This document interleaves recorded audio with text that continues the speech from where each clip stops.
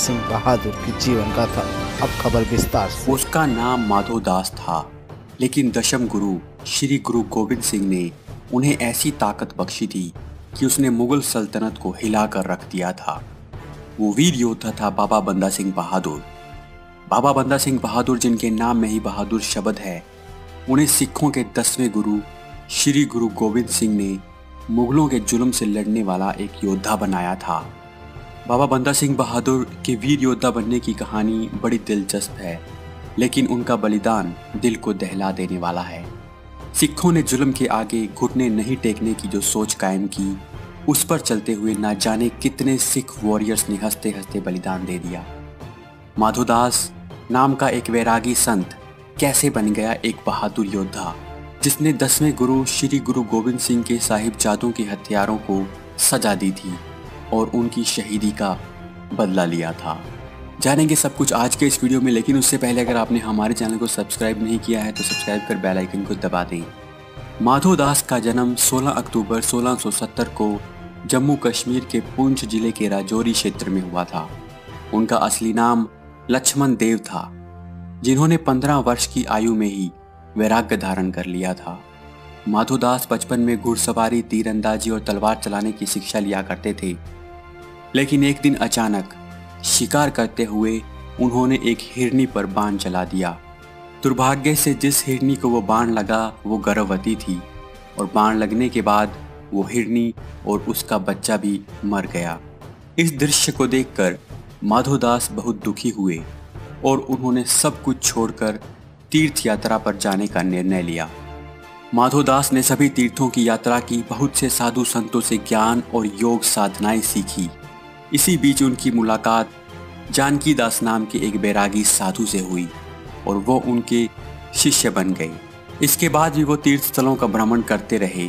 उत्तर भारत में अनेक स्थलों की यात्रा करने के बाद वो महाराष्ट्र के नांदेड़ पहुंचे, जहां वो एक कुटिया बनाकर रहने लगे और ईश्वर की प्राप्ति के लिए ध्यान करने लगे। गुरु गोविंद सिंह जी से मुलाकात 1708 में गुरुजी मुगल बादशाह बहादुर शाह के साथ दक्कन आए थे। गुरुजी को पता चला कि माधोदास नांदेड़ में है। इसके बाद वो माधोदास की कुटिया पहुंचे। वहां गुरुजी ने सिखों को लंगर बनाने का आदेश दिया। ये खबर सुनकर माधोदास, जो उस कुटिया से कुछ दूरी पर था, बहुत क्रोधित हो गया। माधोदास बहुत से तंत्र मंत्र और विद्याएं जानता था। उसने क्रोध में गुरुजी पर उन विद्याओं का प्रयोग किया, लेकिन जब उसने देखा कि उसके तंत्रों मंत्रों का कोई असर नहीं हो रहा, तब वो गुरुजी के चरणों में गिर पड़ा। गुरुजी ने उससे पूछा कि बताओ माधोदास, तुम कौन हो? तब माधोदास ने कहा कि मैं आपका बंदा। गुरुजी जानते थे कि वो एक योद्धा है, जिसका जन्म पूजा पाठ और उस तरह के धार्मिक कर्म कांड के लिए नहीं हुआ जो वो कर रहा था, बल्कि उसका जन्म हुआ था जुल्म के खात्मे के लिए। गुरुजी ने माधोदास को सितंबर 1708 को अमृत पान करवाया और उसे नया नाम दिया, बंदा सिंह बहादुर। बंदा सिंह बहादुर का पंजाब अभियान। गुरुजी मुगल बादशाह बहादुर शाह के साथ दक्कन आए थे। वो चाहते थे कि मुगल बादशाह पंजाब में सरहंद के नवाब वजीर खान और उसके दूसरे साथियों को सजा दे, जिसने गुरुजी के दोनों छोटे साहिबजादों को दीवारों में चिनवाकर कत्ल करवा दिया था और उनकी माता गुजरी को भी मार डाला था। लेकिन जब उन्होंने देखा कि मुगल बादशाह बहादुर शाह की ऐसा करने की कोई इच्छा नहीं है, तब उन्होंने बंदा सिंह बहादुर को पंजाब के अभियान की जिम्मेवारी दी। गुरुजी ने बंदा सिंह बहादुर को अपनी तलवार, धनुष, अपनी तरकश के 5 तीर, नगाड़ा, निशान साहिब और अपने हाथों से लिखा एक हुक्मनामा देकर पंजाब रवाना किया। गुरुजी के द्वारा दिए उस हुक्मनामे में सभी सिखों को बंदा सिंह बहादुर के साथ जुड़ने के लिए कहा गया था, ताकि पंजाब में मुगलों के जुल्म को खत्म किया जा सके। बंदा सिंह के साथ 5 हजूरी सिखों को भी भेजा गया, ताकि पंजाब में सिखों को बताया जा सके कि बंदा सिंह को गुरुजी ने ही ये जिम्मेवारी दी है और उन्हें सरहंद पर चढ़ाई करने की पूरी ताकत बख्शी है। महाराष्ट्र से पंजाब पहुंचने में बंदा सिंह को लगभग 1 साल का समय लगा। हालांकि वो 4 से 5 महीने में पंजाब पहुंच सकते थे, लेकिन मुगल बादशाह ने अपने सैनिक उनके पीछे लगा दिए थे, जिस कारण वो छुपते हुए और रास्ते में सिखों को अपने साथ मिलाते हुए पंजाब की ओर बढ़ रहे थे। रास्ते में बंदा सिंह को खबर मिली कि गुरुजी नहीं रहे इसके बाद बंदा सिंह की क्रोध की अग्नि और अपने गुरु का आदेश पूरा करने की इच्छा और भी प्रबल हो जाती है और वो सरहंद की ओर बढ़ने लगते हैं। रास्ते में बंदा सिंह बहादुर ने कुछ डाकुओं को भी सबक सिखाया और वहां के लोगों को उनके आतंक से मुक्ति दिलाई।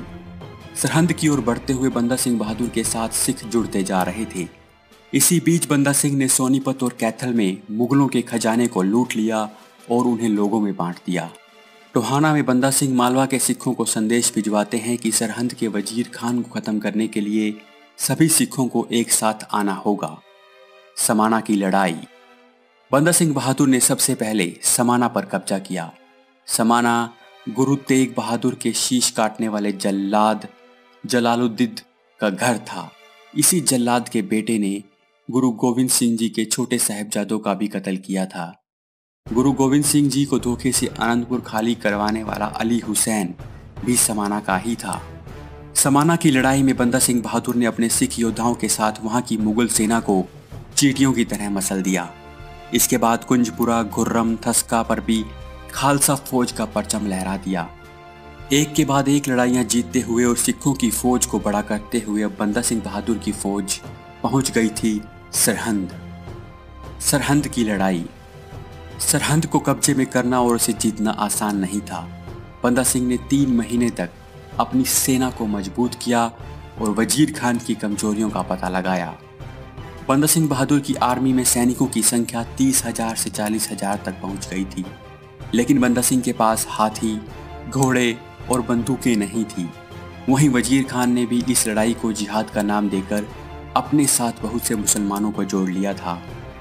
उसके पास ट्रेंड आर्मी, हाथी, घोड़े, तीर अंदाज और बंदूकें भी थी।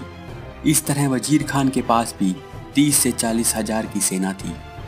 सरहंद से 20 किलोमीटर दूर छप्पर छिरी नामक स्थान पर दोनों सेनाओं की टक्कर हुई। एक तरफ गुरु के सिख मुगलों के जुल्म के खिलाफ लड़ रहे थे, दूसरी तरफ धर्म को अत्याचार करने का लाइसेंस बनाने वाले मुगल थे। वजीर खान और बंदा सिंह बहादुर की सेना में जबरदस्त युद्ध हुआ और अंत में सिखों की जीत हुई। पंजाब में जुल्म और सितम का सबसे बड़ा नाम वजीर खान इस लड़ाई में मारा गया। इस हार से मुगल बादशाह बहादुर शाह तिलमिला उठा और वो दक्कन से दिल्ली आ गया ताकि सिखों का पंजाब से प्रभाव खत्म किया जा सके। बहादुर शाह ने सभी गवर्नर्स को पंजाब पर चढ़ाई करने का आदेश दे दिया। जब बंदा बहादुर पंजाब के बाहर था तब मुगल सेना ने सरहंद पर कब्जा कर लिया।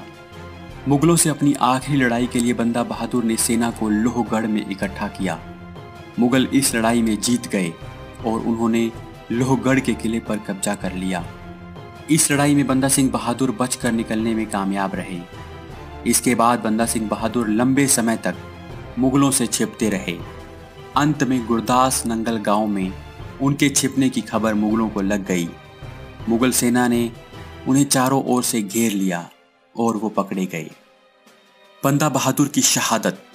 बंदा सिंह बहादुर को लोहे के पिंजरे में बंद करके दिल्ली लाया गया। दिल्ली पहुंचने पर मुगलों ने उन्हें अपना धर्म बदलने के लिए कहा, लेकिन उन्होंने ऐसा नहीं किया। उन्हें मजबूर करने के लिए उनके सामने ही उनके छोटे से बेटे की हत्या कर दी गई। फिर भी वो नहीं झुके। फिर चिमटियों से उनकी त्वचा नोची गई, लेकिन उन्होंने अपना सर नहीं झुकाया। गरम सलाखों से उनकी आंखें निकाल दी गई। उन्हें बहुत सी यातनाएं दी गई ताकि वो अपना धर्म छोड़कर मुस्लिम धर्म कबूल कर लें, लेकिन एक सच्चे गुरु सिख ने उन यातनाओं की बिल्कुल परवाह नहीं की। अंत में उन्हें कत्ल कर दिया गया। बंदा सिंह बहादुर ने अपने गुरु के वचनों का मान रखते हुए छोटे साहबजादों की हत्या का बदला लिया। उन्होंने मुगलों को, जो पूरे भारत पर अपना अधिकार कर चुके थे, नाकों चने जबवा दिए। बंदा सिंह बहादुर की शहादत को पूरा हिंदुस्तान हमेशा याद रखेगा और साथ ही याद रखेगा मुगलों के उस दौर को भी। जब कभी धर्म मानवता से बड़ा हो जाता है तब सत्ताएं इंसानियत की सीमाएं लांघ जाती हैं। धर्म के नाम पर ही लोगों पर अत्याचार होने लगते हैं। ऐसे में धर्म की रक्षा के लिए भगवान धरती पर गुरु, पीर, फकीरों और योद्धाओं का रूप लेकर जन्म लेते रहते हैं। दोस्तों, अगर आपको ये वीडियो पसंद आए तो वीडियो को लाइक और शेयर जरूर करें।